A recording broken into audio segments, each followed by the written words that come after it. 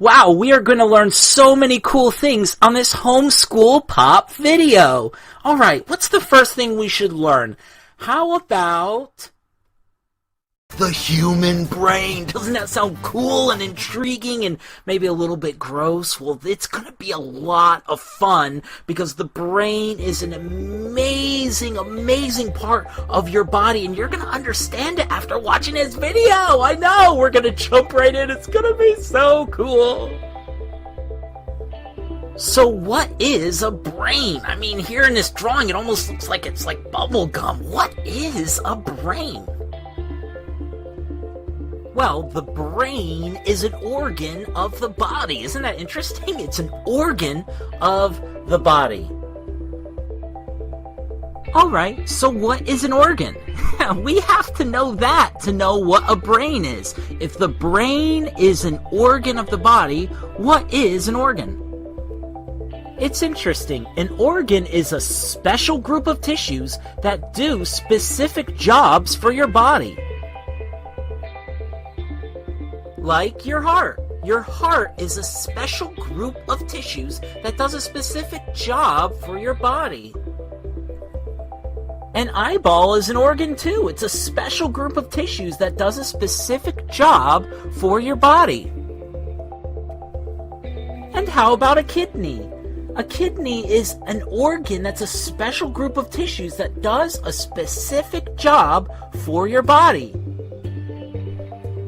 See, the brain isn't like just some wad of gum. The brain is a special group of tissues. And not only that, remember, an organ is a special group of tissues that do specific jobs for your body. They do different jobs. They have tasks to do. So we know there are special tasks that the brain has to do, but what does the brain do? What is it that the brain does? Well, this might sound crazy, okay? I hope you're sitting down. This might sound a little crazy. The brain controls most of the activities of the body. Your brain is like the control center of your body. When you sit down, your brain told your body to sit down. When you stand up, your brain told your body to stand up. It's amazing. Your brain controls most of the activities of your body. Wait, what's with this sad music? I mean, this is not a sad thing. The brain controls most of the activities of the body, but that's a good thing. Who's playing this sad music right now? Seriously? Kittens? 2 kittens playing the piano. Are you kidding me? They're cute, but come on, alright? Tell them, if they're going to play piano, tell them to play the right kind of music. Okay? It's not much to ask. Tell them to play the right kind of music. Alright, that's better. So the brain controls most of the activities of the body, and that's a really good thing. You see, the brain is really powerful. Oh my goodness, the brain is really, really, really, really powerful. It does a great job of controlling the activities of your body. Your brain is a champ. It's like the control center of your body, and your brain does a phenomenal job. Wait, but how does something that almost looks like a wad of bubble gum control most of the activities of your body? How does that even work? Well, your brain uses something called the nervous system. Yeah, the nervous system. It's different than this kind of nervous. This man, his team is behind, okay? It's near the end of the game. He doesn't know if they're going to be able to win, and he's sitting there wearing his cape. He's nervous. This is a different type of nervous. The nervous system is how the brain is able to control the actions of your body. And here's how it works. Here is where your brain is. And here is where something called the spinal cord is. Now, the brain and the spinal cord work together to send information called signals. These signals are sent to what are called your nerves. Your nerves enable your body to do what your brain directed, and that is how the brain is able to control most of the actions of your body.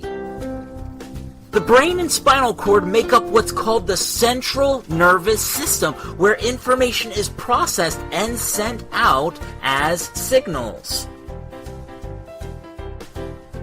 And those nerves that go throughout your whole body, those are called the peripheral nervous system. And these arrows are just pointing to just a few that are in the arm, but they go all over the place and they receive these signals from the brain. How cool is that? From the central nervous system, the brain and spinal cord, the peripheral nervous system gets the signals and is like, okay, let's do this. And what's so cool, it can work the other way around, where the nerves can actually send signals to the spinal cord and to the brain. Let's say you're playing outside and you fall and you hurt your knee. Your nerves, which are part of the peripheral nervous system, send out a signal and say, uh-oh, pain, I'm hurt in the knee. That signal gets sent to the brain and spinal cord, which are the central nervous system, and your brain processes that information so you can take the action that you need to take, which is to take care of your knee. Hey, did you know? The brain, because it controls most of the activities of your body, needs to be protected. That is why it's so amazing that your brain lives here, in something called the skull. Your brain lives in the skull. Your skull is really hard and protects your brain because your brain controls most of the activities of your body. But not only that, the brain is also responsible for all of your thinking and dreaming and imagining. Have you ever sat down and just thought and planned? All of that is using your brain. How incredible! So good that your brain lives in your skull so it can be protected, because not only does it control most of the activities of your body, but also you do your thinking with your brain, your imagining with your brain, even your dreaming with your brain. How incredible is the human brain? And if you want to know a secret, you were using your brain the whole time you were watching this video. As you were learning, you're using your brain. How cool is that? We love the brain. The brain is so awesome. Hey, Petey, I know, I heard about your plane. You know, it's a cool plane, you know, and it's neat. I don't know if it flies, or you look pretty confident that it's gonna fly, which is cool. Yeah, I see you. Hello. Yeah, thanks for waving. Thanks for saying hello. You know, we're actually in the middle of learning. We're in the middle of learning a lot of new cool things right now, so I actually do have to go. Hi, you're still waving. Okay. We're gonna go, because now we need to learn about reptiles. This is amazing. This is awesome. You know, the world has many different types of animals. One of the most fascinating types are the reptiles, and you're about to see why. But first, let's meet some of these reptiles. Snakes, turtles, crocodiles, geckos, lizards, and chameleons. Now look at these incredible animals. They're all reptiles. What do they all have in common? We're about to find out what makes all these animals reptiles. First of all, they are covered with scales. Not with hair or feathers, but with scales. Look at this incredible iguana. Oh my goodness, covered in scales. I mean, just look at these scales. These scales are dry and they're waterproof. And they cover the bodies of reptiles just like this iguana. Reptiles aren't covered in fur. They're not covered in hair. They're not covered in feathers. They're covered in these waterproof scales. Look at this massive snake. You can see that the snake is covered with scales. Remember, snakes are reptiles, and reptiles are covered with scales. Look at all these scales. Absolutely covered with these intricate scales. Here's an interesting example of scales. This is an albino alligator, which means the alligator is very pale. And you can see that this alligator is covered with scales, but the alligator also has these bony plates on his back. You can kind of see them there in the corner. Those are not scales, but reptiles also can have those bony plates, but this alligator is still covered with scales. Scales are a big clue that an animal is a reptile. The second thing you need to know about reptiles is reptiles breathe in oxygen. Just like we breathe in oxygen, reptiles have to breathe in oxygen to survive. Now, just like people, reptiles have 2 lungs in their body. Lungs bring in new air and pump out the old air. Even reptiles that live in and near water, like crocodiles and alligators, have to breathe in air to survive. Now, this is so fascinating. Did you know reptiles are cold-blooded? Cold-blooded means that their bodies don't keep them warm automatically. They have to have sunlight to keep them warm. Here's a picture of a lizard that's soaking in some sunlight. This is very important for this lizard because, as with all the other reptiles, this lizard is cold-blooded. That means that the temperature of the lizard needs to have sunlight to keep it warm. It doesn't warm automatically. This lizard is cold-blooded. Here's a snake that's in the sunlight. The sunlight is helping to warm the body of this snake. This doesn't happen automatically with the snake's body because the snake is cold-blooded just like the other reptiles. Hey, here's a picture of a chameleon. Chameleons are just so cool. Now, of course, this chameleon is cold-blooded because all of the reptiles are cold-blooded. If they want to get warmer, they have to go to the sunlight because their bodies don't warm them. They're cold-blooded. Wow, right? These are incredible creatures. You know, reptiles, they're covered in these dry, waterproof scales. They breathe in oxygen with those 2 lungs like we do. They're cold-blooded, which is so fascinating. Can you imagine having to lay out in the sun if you wanted to warm your body instead of your body being able to do it on its own? These are fascinating creatures. Hey, do you have a favorite reptile? It's okay, you don't have to tell me, but... Cool. Very cool.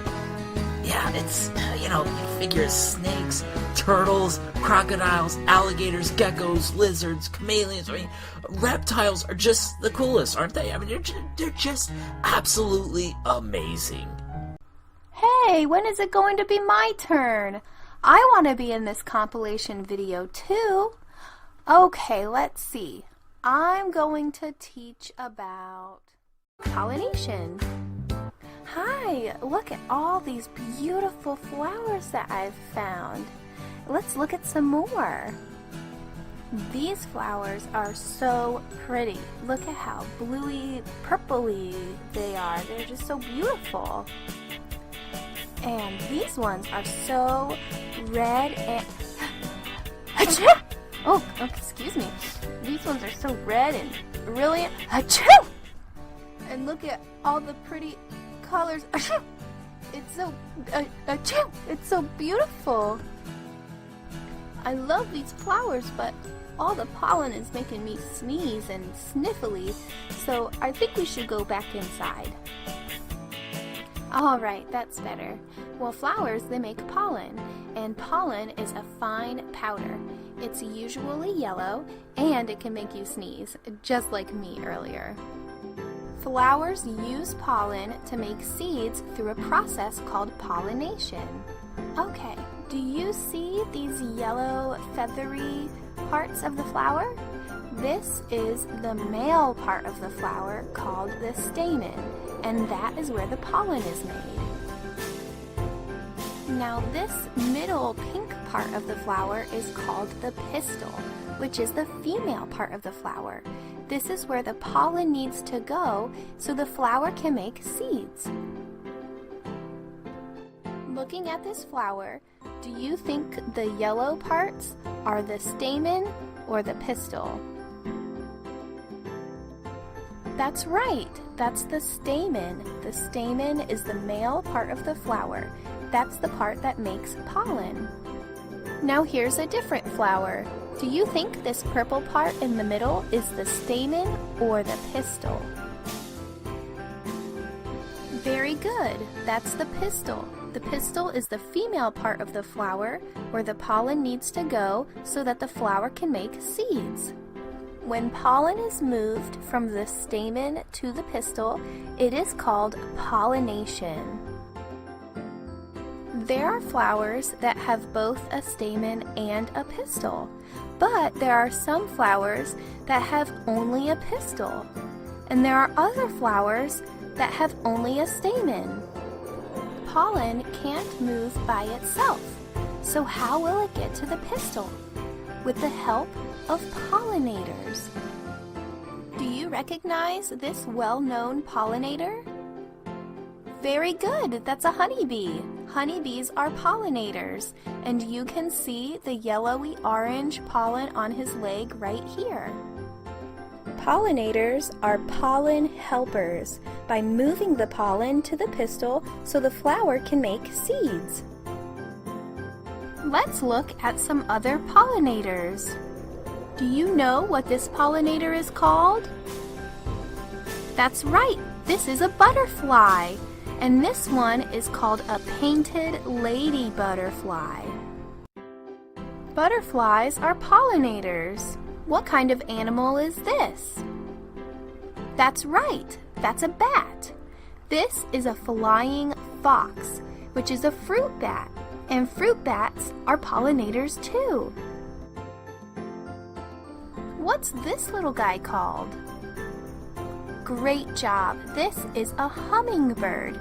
It's a ruby-throated hummingbird, and hummingbirds are also pollinators. Other pollinators include wasps and moths. Ants and beetles like this ladybug are pollinators too. These other pollinators are very well known. They are bumblebees and honeybees. All right, let's review what we've learned today. What is the fine yellow powder on this bee called? That's right, it's pollen.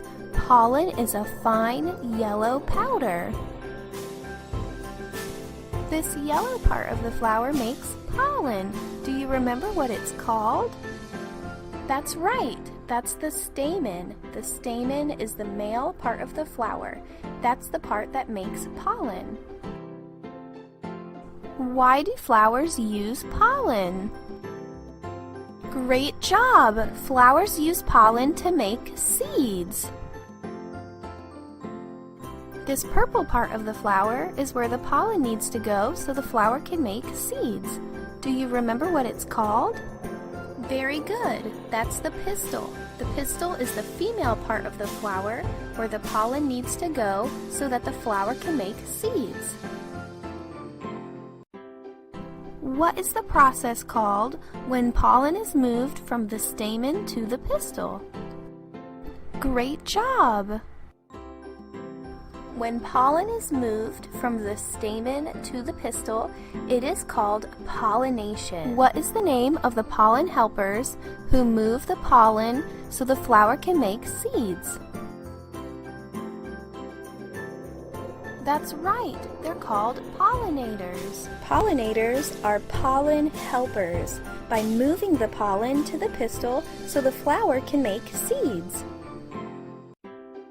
Now you know how the flowers around you make more flowers. Pollinators help them through a process called pollination so they can make seeds.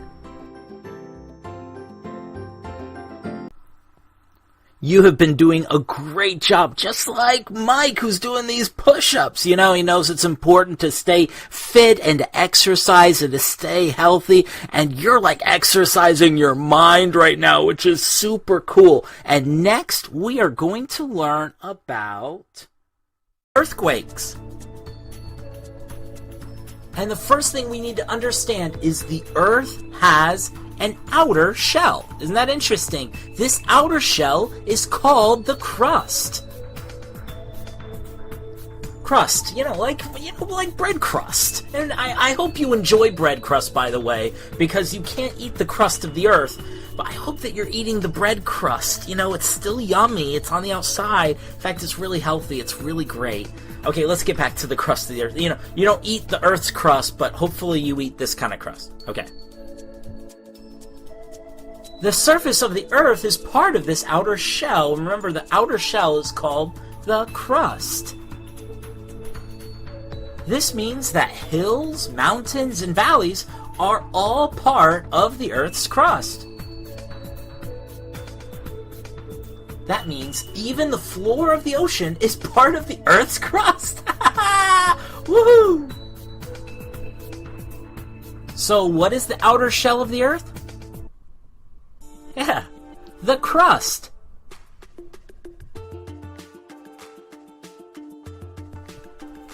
And it's fascinating. The crust has lots of pieces and is almost like a jigsaw puzzle. And you might not realize this, but these pieces of crust are always moving. In fact, they're moving right now. The pieces of crust that are below you right now are moving. They're always moving. Now, usually the crust moves slowly. It doesn't move very fast.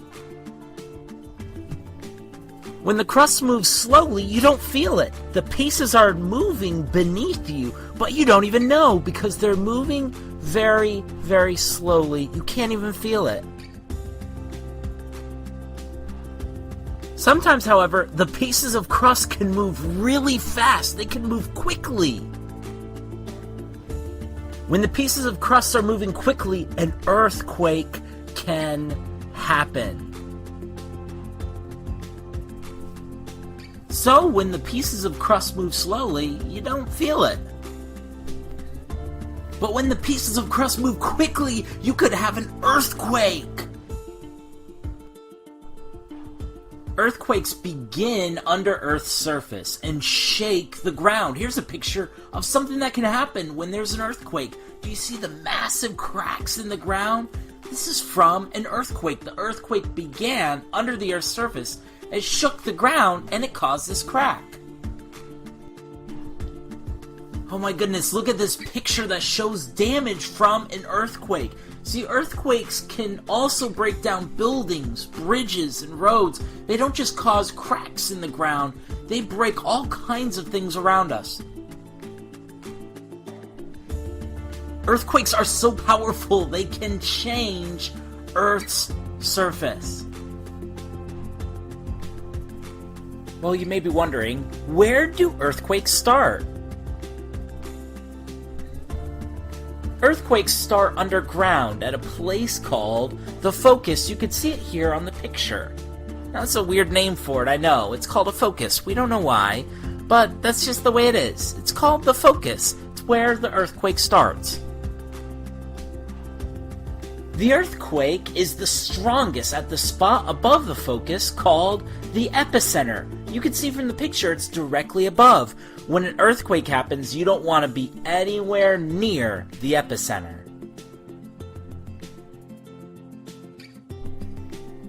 While earthquakes are very powerful, they don't last that long. In fact, most earthquakes last less than a minute. And remember, a minute is 60 seconds. It's not too long. And did you know this earthquake fact? Earthquakes get scored by how strong they are. It's pretty neat. Earthquakes get their own score, their own number. Scientists use seismographs to measure and score earthquakes. The bigger the number, the stronger the earthquake. So here are some common earthquake scores. A 1 or a 2 earthquake, you barely feel it. The 3 to 6 range of earthquakes, there are going to be some damage. But 7 plus, any number that's 7 or higher, for an earthquake score, that's a massive earthquake, and there's going to be tons of damage. Remember, the Earth has an outer shell, and this outer shell is called the crust. The crust has lots of pieces, and it's almost like a jigsaw puzzle, and all the pieces are always moving. But if they move too fast, that can cause an earthquake, and an earthquake changes the Earth's surface and can damage roads, bridges, buildings, and even crack up the Earth. And remember, the earthquake is the strongest at the spot above the focus called the epicenter. You don't want to be anywhere near the epicenter if an earthquake was to happen. Thanks for learning about earthquakes with us, a powerful way that Earth's surface changes. This is such a heavy cart. Oh my goodness. It's hard work. You know, a lot of times learning can be hard work too, but we hope that these videos are really helpful and make learning fun so that learning isn't hard like pushing this cart. Oh my goodness. Alright, what's the next thing we should learn about? Let's learn about the plant parts and their functions. Okay, so plants have 6 parts. Alright, so how many plant parts are there? Yeah, 6. There are 6 plant parts. The first 3 help plants get water, make food, and grow. They are roots, stems, and leaves. The second 3 help plants grow new plants. They are flowers, fruit, and seeds. So let's learn the plant parts one by one. First, the parts that help the plant get water, make food, and grow. Okay, so the first plant part we're going to look at today are the roots. Roots have a special job. You see, roots hold the plant in the soil. The soil is the dirt in the ground. Then, roots bring water and nutrients from the soil to the plant. Roots are usually underground, but can be above ground too. Have you ever seen a tree that looks like this, where the roots are above ground? Remember, the roots hold the plant to the soil. Okay, so now we're going to look at the second part of a plant, which are the stems. Now the stems hold the plant up above ground. The stems carry water and food through the plant.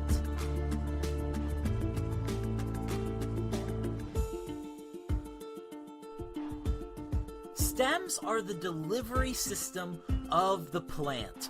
Roots get water and nutrients from the soil, and the stems carry the water and nutrients throughout the plant.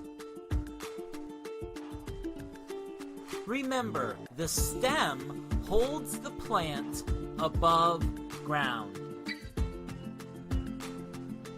The next part of the plant we're going to learn today are leaves. The leaves are on the end of the stems of plants. And this is interesting. Leaves are where plants make most of their food. Leaves take in air, and they use air, water, and sunlight to make food. Remember, leaves are on the end of the stems. Okay, so next, the parts that help the plant make new plants. The next part we're going to look at are flowers. Flowers, like leaves, grow on the end of the stems. Flowers are often the most colorful part of the plant. Okay, now this is awesome. The rich colors of flowers help attract pollinators. That's why they're beautiful. The beauty has a purpose. After getting pollinated, flowers can make seeds and fruit. Do you love fruit? Yes, fruit is awesome. You have flowers to thank for that. Flowers make fruit. So the next time you're eating an amazing piece of fruit, just think to yourself, thank you, flowers. Thank you, flowers. Remember, flowers are the colorful growths on the stems. The next part of the plant we're going to learn about is the fruit. Alright, now where on the plant is the fruit?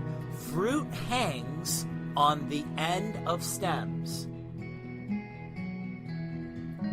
Now, you might be wondering, what's the fruit's job? What does the fruit do? Well, the fruit's job is to hold the seeds.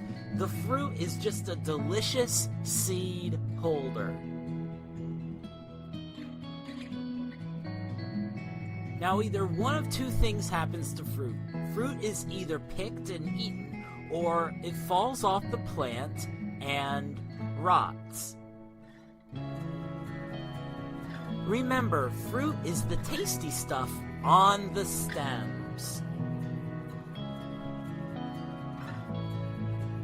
Okay, the last part of the plant that we're going to learn today are the seeds. So where are the seeds of the plant? Seeds hide inside of the fruit.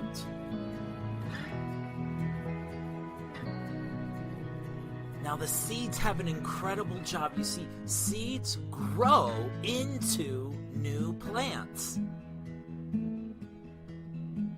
Okay, you might be wondering, well, how does that work?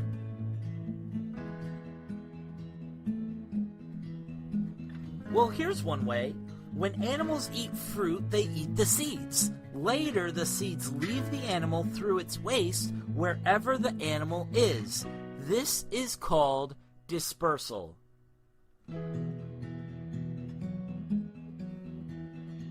Or fruit falls from the tree and rots. The word rots means dies. The fruit dies, it rots. The seeds fall out and can make a new plant. The first way, called dispersal, takes the seed to another place so it plants a new plant in a new place. When a fruit falls and rots, it plants a new plant nearby the original plant. Remember, seeds live inside of the fruit. Hey, it looked like you were doing a good job paying attention, learning about the plant parts, and now we want to see how much you learned.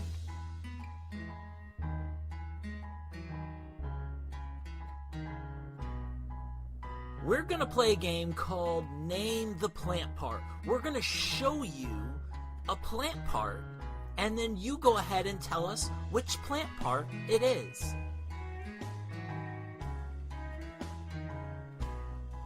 Alright, hope you're ready, because here we go. Look at this picture of a plant. Which plant part is colored in?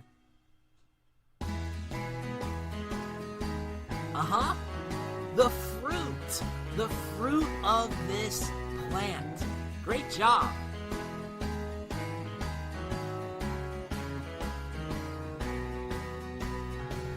Here's the next one. What plant part is colored in?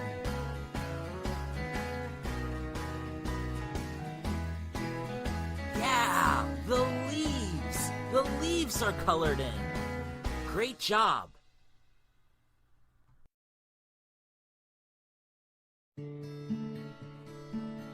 Alright, it's time for this one.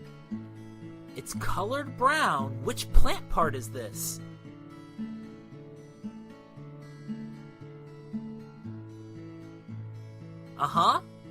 The roots.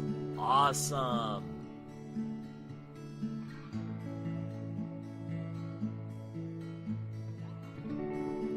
Okay, let's try this one. What part of the plant is colored in? Do you see it there on the bottom? What is that? Yeah, what part is that? Yes! The seeds.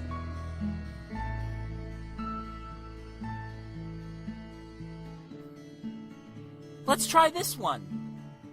Look at the picture. Could you name the plant part? Which plant part is that? You can see it's outlined in color. Yeah, the flowers. Awesome job. Hey, whoa, okay, first of all, elephants don't drive, okay? Elephants can't get a driver's license, and he's driving on the grass! He's driving on the grass! You're gonna ruin the lawn! Okay, what's going on here?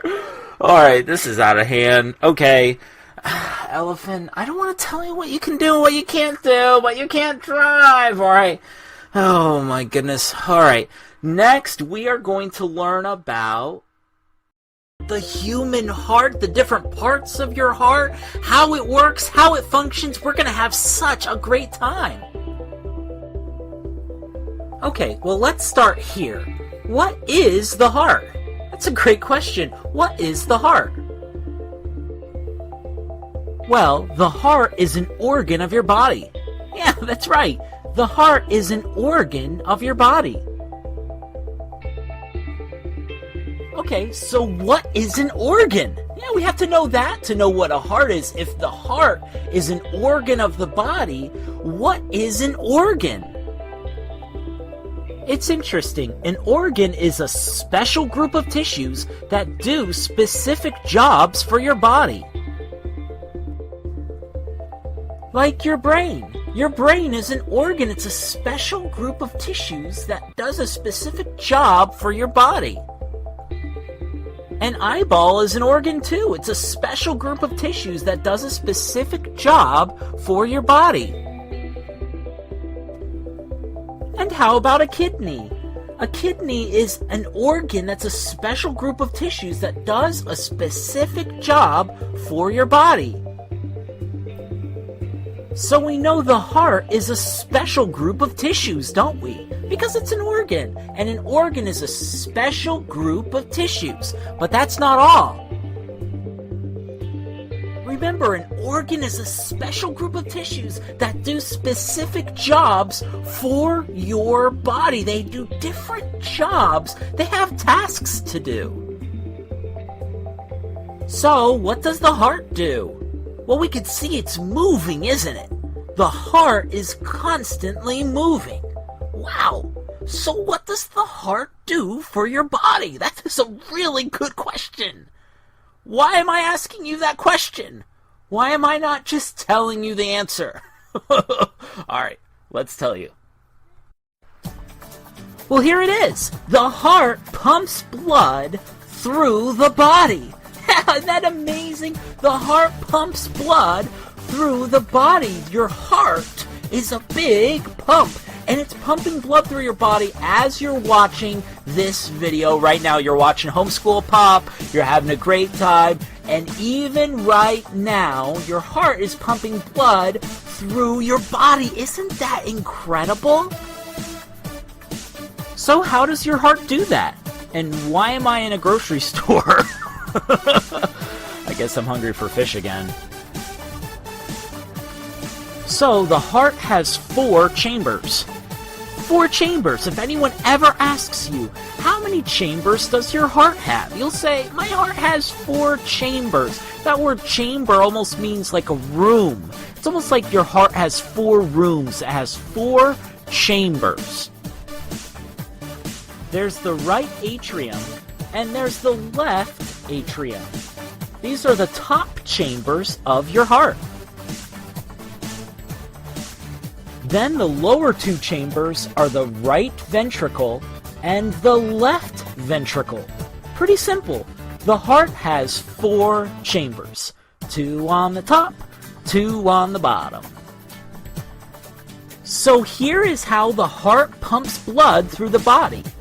The blood comes in through these valves right here into the right atrium and the left atrium. Do you see those arrows? The blood flows in. Then the blood goes into the ventricles, the right ventricle and the left ventricle. Isn't that pretty cool? Then the blood leaves the ventricles through these valves up here, and it's ready to replenish the body with the oxygen and nutrients that your body needs. This is all made possible because the heart is a muscular organ, meaning it has lots of muscles. Those muscles are what enables it to pump blood through your body. Isn't that cool? It's such a strong organ. The heart pumps blood to every part of your body through the veins and arteries. This is called the circulatory system. Isn't that amazing? It enables your entire body to get the oxygen and nutrients that it needs so you can be healthy and strong. The heart, what an amazing organ that pumps blood through your body so you can stay strong and healthy. Here's our friend Fred. We heard that he just took up the harp. He just started playing the harp. Fred, we can't hear you. We're having audio problems with Fred right now. Fred, you look so happy playing. We can't hear you, okay? You gotta wear your mic or something. We can't hear the music. Oh, he doesn't even know. Isn't that nice? You know, Fred is just plucking away. He's having a good time. You know, kind of like we're having a good time right now with these learning videos. And next, we are going to learn about the planets of the solar system. Now, as we begin, we have to answer this question. What are planets? This is a really good question. What are planets? Planets are round objects that orbit the sun. Here is a picture of the sun. It's the largest star in our solar system. It's massive. And you can see there's a ring around it. Those are some solar flares, fire shooting out of the sun. Absolutely amazing and stunning. And it kind of looks like a pizza, actually. It kind of gets me hungry. I don't know. Doesn't it look like a cheese pizza? Oh, it looks really yummy. The word orbit means to circle around. That means planets are round objects that circle around the sun. Hey, what 3D shape is a planet? Think about it. What 3D shape is a planet? We know that a planet is round. What 3D shape is perfectly round? Yeah, a sphere. Yeah, planets are spheres. They're perfectly round. Yeah, good job. To summarize, planets are spheres that go around the sun. Pretty simple, huh? Hey, did you know there are 2 types of planets? Yeah, it's really interesting. There are 2 types of planets. Okay, so there are primary planets and there are dwarf planets. Those are the 2 types of planets. Now there are 8 primary planets. These are the main planets that you think of, the main planets that are circling around the sun, and these are the planets we're going to be studying in this video. And then there are 5 dwarf planets. These planets are a lot smaller and are not considered primary planets. Sorry, Pluto. Wow, there they are, the primary planets. You're going to get to know all 8 of these primary planets. You're going to know them so well. Oh my goodness, this is going to be awesome. The first planet is Mercury. Mercury is the closest planet to the sun. The second planet is Venus. Pretty cool, huh? The second planet is Venus. Our planet, Earth, is the third planet from the sun. The fourth planet is Mars. Mars is the 4th planet. The 5th planet is Jupiter. That's the biggest planet of them all. The 6th planet is Saturn. You gotta love those rings. Saturn is the 6th planet. Uranus is the 7th planet. And the 8th planet is Neptune. Neptune is the furthest primary planet from the sun. Let's look at each of the 8 primary planets. The first planet is Mercury. Here's where Mercury is. It is the closest planet to the sun, okay? And the sun is super duper hot, so guess what? Mercury is a really, really hot planet. In fact, Mercury is 4 times hotter than boiling water. Have you ever seen boiling water? It's so hot. It's boiling. It can cook things. It's really, really hot. If you barely touch it, you will hurt yourself so bad. Well, Mercury is 4 times hotter than that. Oh my goodness. It is a very hot planet. 4 times hotter than boiling water. Mercury is one of the rocky planets. There are 4 rocky planets, and Mercury is one of them.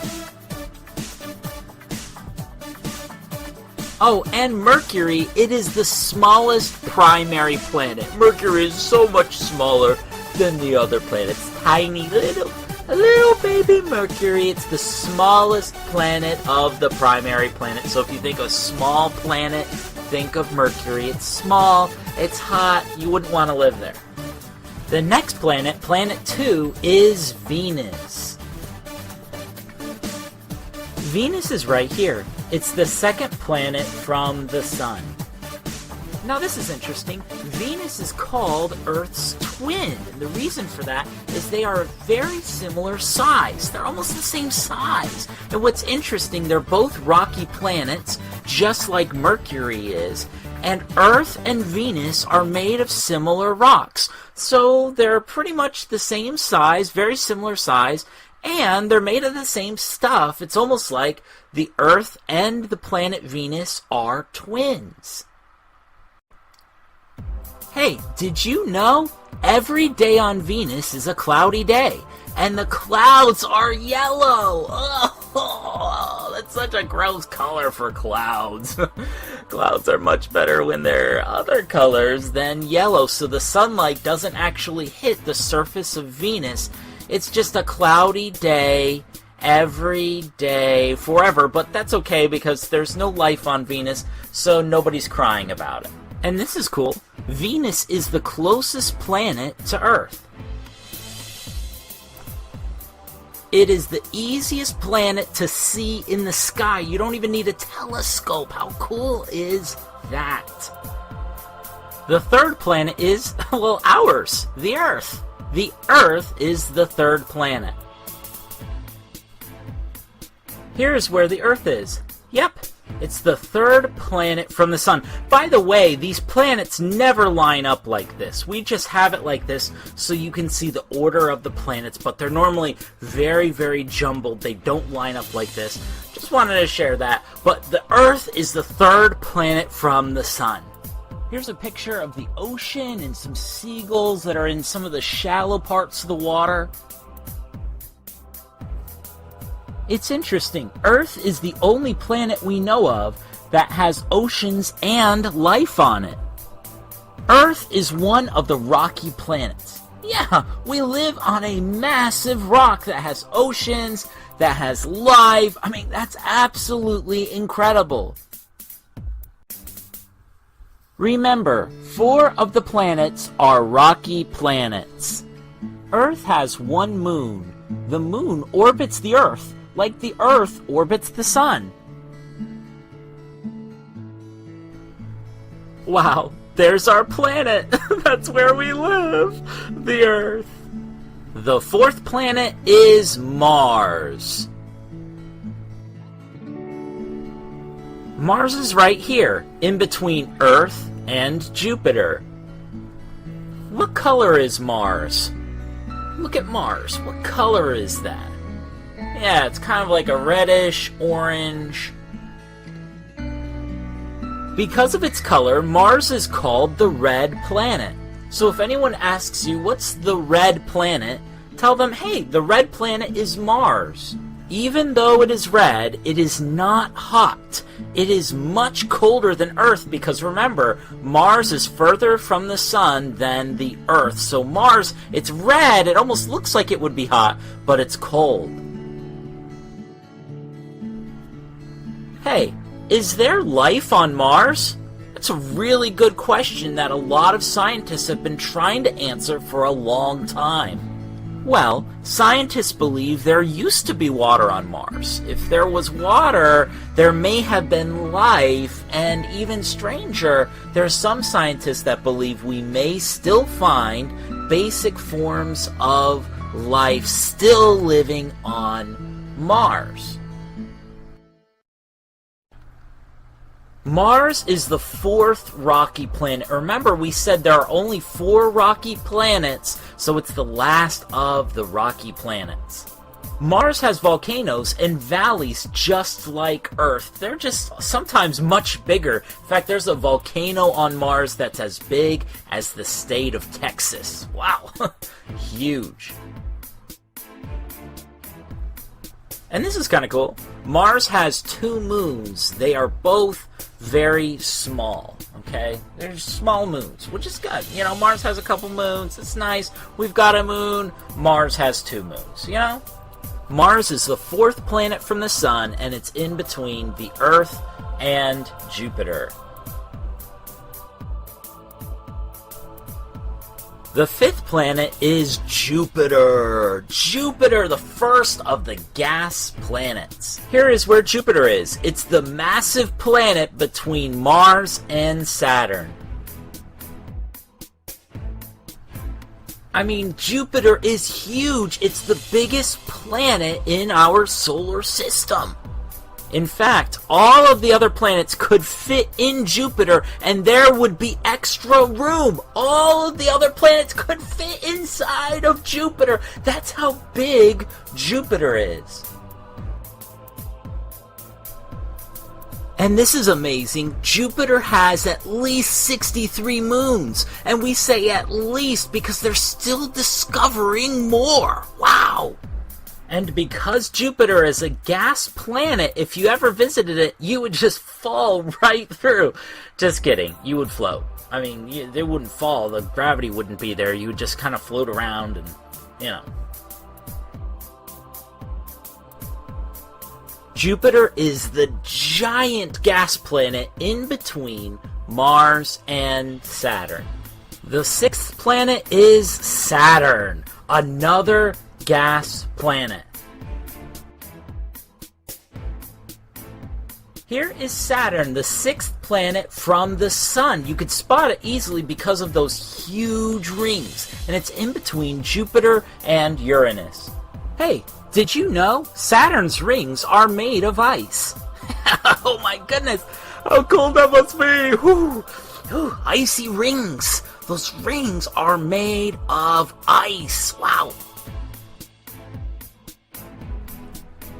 Like Jupiter, Saturn has a lot of moons. Saturn has 62 moons. Wow, tons and tons of moons. What's up with Jupiter and Saturn, right?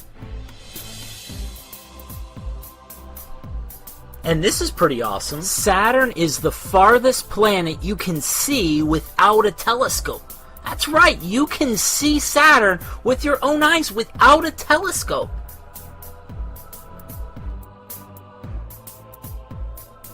Look, Mommy and Daddy, I see Saturn with my own eyes. There's Saturn, I see the rings and everything. Saturn is a gas planet that's the sixth planet from the Sun and is in between Jupiter and Uranus. The seventh planet is Uranus, another gas planet. Uranus is the seventh planet from the Sun and is in between Saturn and Neptune. Both Uranus and Neptune are the only planets you can't see without a telescope, so it took a while for them to be discovered. Now this is neat. William Herschel discovered Uranus in 1781. It took us a long time to finally find the planet Uranus. Uranus is a gas planet that is made of gas and liquid. What's cool is Uranus has rings just like Saturn has rings. Yeah.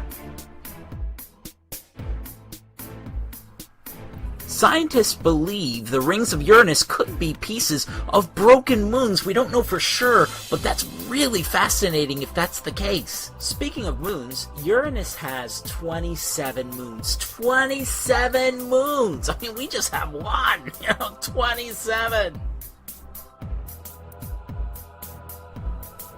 Uranus is the seventh planet from the Sun and is in between Saturn and Neptune. The eighth and final planet is Neptune. Hey, that means the first 4 planets are rocky planets, and the last 4 planets are gas planets. So here is where Neptune is. It's the furthest planet from the Sun. Like Uranus, Neptune is a gas planet that is also made of liquid. Neptune was discovered in 1846 when Uranus was being studied. They were like, wait a second, there's a whole nother planet here on the end. Let's call it Neptune. Neptune is known for its storms, the worst storms in the solar system. In fact, winds reach over 1,000 miles per hour on Neptune. Woo! That's pretty intense. Neptune has 14 known moons, but scientists believe there may be more.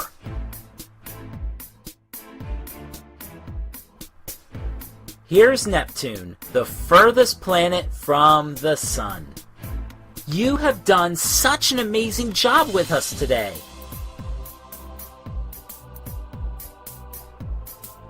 Today we learned planets are round objects that orbit the Sun.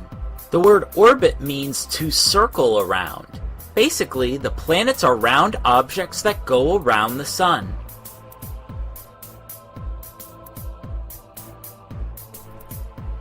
We learned there are 2 types of planets, primary planets, and there are 8 primary planets, and dwarf planets. There are 5 dwarf planets.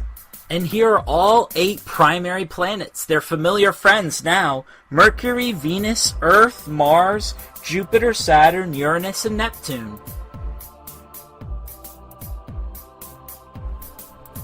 The first 4 planets are rocky planets. Mercury, Venus, Earth, and Mars are rocky planets. The 4 planets furthest from the Sun are the gas planets. Jupiter, Saturn, Uranus, and Neptune are gas planets.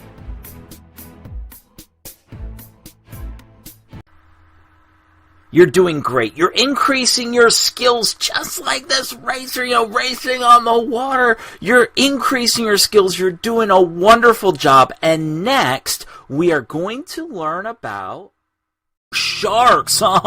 Sharks. This is a video so many of you have asked for. It's time. It's time for the shark video. Sharks are an amazing type of fish in the ocean. Isn't that interesting? Sharks are fish. Sharks are amazing fish. Now, the picture most of us have in our minds when we think of sharks isn't always the case. You see, there are 440 types of sharks, and they can be quite different from one another. For example, the whale shark is the largest type of shark. It gets over 40 feet long. Wow! But the dwarf lantern shark is the smallest shark. It is only about 6 inches and can fit in your hand. Wow, this is not what most people picture when they picture a shark. But the dwarf lantern shark is just as much a shark as the whale shark is. Remember, there are 440 types of sharks, so they don't all look like this guy, Here's the thing, even though there are so many different types of sharks, all sharks have certain things in common. For example, sharks don't have any bones. The skeleton of a shark is made of cartilage. That goes for all sharks. Sharks don't have bones, and it's interesting because most other fish do have bones, but sharks don't. Okay, so the skeleton of a shark is made of cartilage, but what is cartilage? What does that mean? What is cartilage?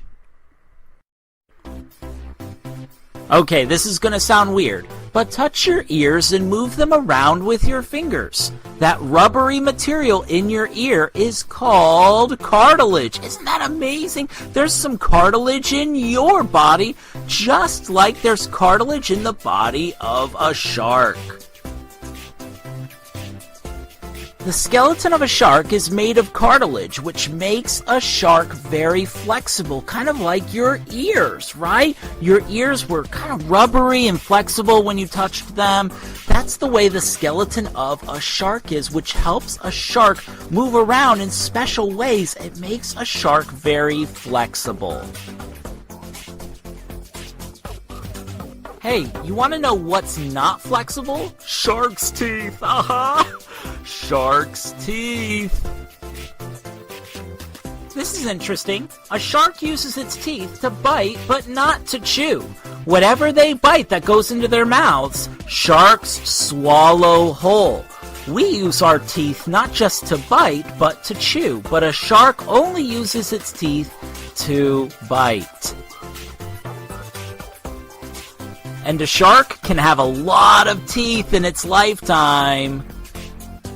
Now here's the crazy part. A shark may have as many as 20,000 teeth during its life. There are rows of replacement teeth that in case a tooth gets broken or falls off and gets lost, a new tooth emerges.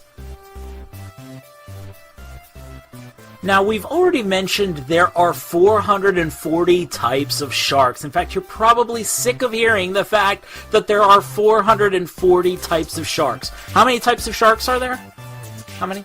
440. Alright, we're going to just show you 4 of our favorites. There are a lot of other cool sharks. We're missing a lot of them. We're going to show you 4 sharks right now so that if you see these sharks in the future, you'll be like, oh, I know what type of shark that is.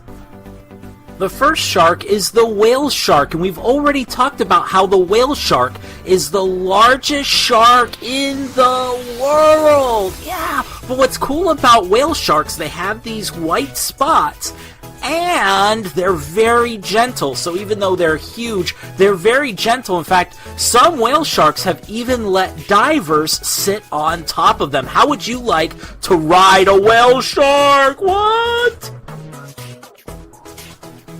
Next, we're going to show you the great white shark, perhaps the most famous shark of them all. This is the shark that most people think of when they think of sharks, and the great white shark is really intense, 23 feet long, and they eat all kinds of things, dolphins, sea lions, whales, seals, and even other sharks. Next is the hammerhead shark, which gets its name because its head looks like a hammer, which it kind of sounds like a mean name. Like, you know, some of the other sharks were like, hey, hammerhead. And he was like, hey, you know, don't call me that. But, you know, the name kind of stuck. The hammerhead shark, it's interesting. That's actually an advantage for the hammerhead shark. It helps with the swimming and also helps with the eyesight. The eyesight of the hammerhead shark is much better, especially at gauging distance, than other sharks. Finally, there's the thresher shark. The thresher shark is a very strong shark known for its very, very long tail. And that tail can be huge. In fact, the tail of a thresher shark can weigh as many as 300 pounds or more. Wow, the thresher shark. Those are just 4 amazing types of sharks. We left out so many, but just understand, sharks are incredible creatures, and as humans, we need sharks. A lot of people don't realize how much we need sharks. You see, sharks have an important job, a very important job, and it's not babysitting fish, because Fred, I don't trust you with Henry. I really don't. I really don't think that you can be trusted with Henry, because I think what we're looking at here is a snack time, alright? And you're just not the best babysitter, okay? I don't really trust that Henry's gonna make it through, okay? So what is a shark's important job? What do sharks do? Here's their job. Sharks balance the ocean ecosystem. The ocean just wouldn't run as well without sharks. And there are a lot of ways that sharks balance the ocean ecosystem. But we're going to give you one specific way just so you can see how important sharks are. So here is our example. Sharks feed on herbivores that eat coral reef. And you might say, well, how does that impact us? How is that important? Well, in places where there aren't enough sharks, coral reef has been wiped out and it's replaced with this gross, nasty algae. It's not just coral reef that gets affected. All different types of creatures in the ocean would be affected by that. The balance is held together by these amazing fish called sharks with a skeleton made of cartilage that work hard to balance the ocean. Even though they don't realize what they're doing, they're helping maintain the diversity and the beauty of the ocean. Now here's the sad part. 100 million sharks are killed every year by people. Think about that. 100 million sharks are killed every year by people. Thankfully, there are organizations that are working to protect sharks. We need sharks. Sharks aren't bad. They're not mean. They're not evil. They balance the ocean ecosystem. They have a very important job, and they need to be left alone, and they need to be protected. One final note before we leave. You know, a lot of people misunderstand sharks and think that sharks are mean. But sharks don't like biting people. When a shark bites someone, it is because they think that that person is a sea creature. In other words, sharks like to leave us alone, and they want to be left alone. We can protect them. You know, they have an important job to do, and let's be honest, they're super cool. We appreciate you watching our video on sharks, and we hope to see you next video.